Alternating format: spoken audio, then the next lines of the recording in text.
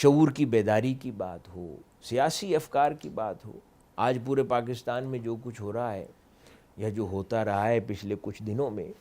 تو ہر ایک ہمارے قائد کی زبان سے ادا ہوا لفظ اور جملہ، ہر اگلا دن اور حالات اس کو سچا ثابت کرتے ہیں۔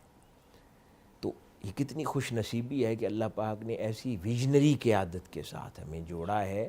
کہ جو اس طرح کے امور کو فورسی فرماتی ہے۔ یہ فریضہ ہر صدی میں یہ تحریکیں انجام دیتی ہیں۔ کئی بار خیال آتا ہے تنظیمی زندگی میں کام کرتے کہ باقی بھی دینی کام کر رہے ہیں تو صرف منہاج القرآن ہی کیوں؟ باقی تمام لوگ دینی کام انجام دے رہے ہیں، خدمت انجام دے رہے ہیں، اللہ پاک اسے قبول فرمائے، لیکن منہاج القرآن اس دور کی مجددانہ تحریک ہے، اور منہاج القرآن آج تک 40 سال کا ٹریک ریکارڈ آپ دیکھیں، اور آئندہ انشاءاللہ جو کچھ منہاج القرآن کہہ دیتی ہے وہی صحیح معنوں میں ٹریک ریکارڈ کے مطابق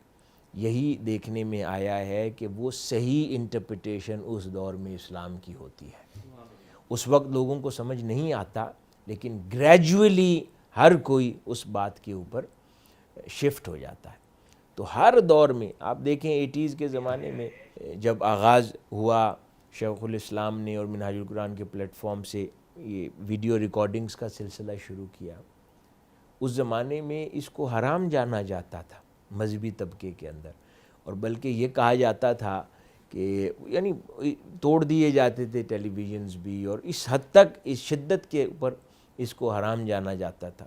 اس دور میں شیخ الاسلام نے ویڈیوز کا نہ صرف سلسلہ شروع کیا بلکہ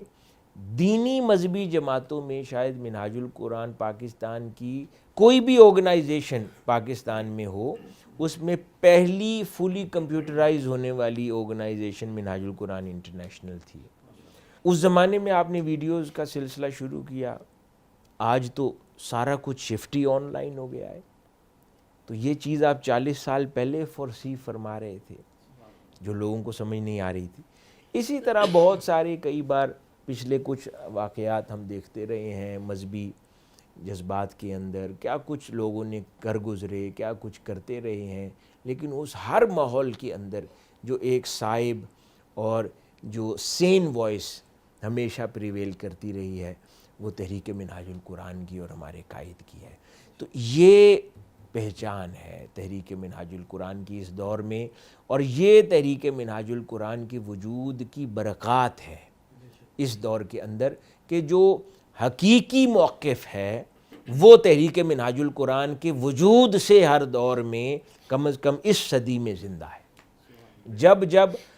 اللہ اور اس کے رسول کی اور اسلام اور شریعت محمدی صلی اللہ علیہ وآلہ وسلم کی صحیح انٹرپریٹیشن کی حاجت اس صدی میں محسوس ہوگی، تو ریفر اپنے آپ کو منہاج القرآن کی طرف ہی کرنا پڑے گا۔ کوئی اسے مانے آج یا نہ مانے، کسی سے جھگڑا نہیں ہے، کسی سے اس پر اصرار نہیں ہے، لیکن یہ چیز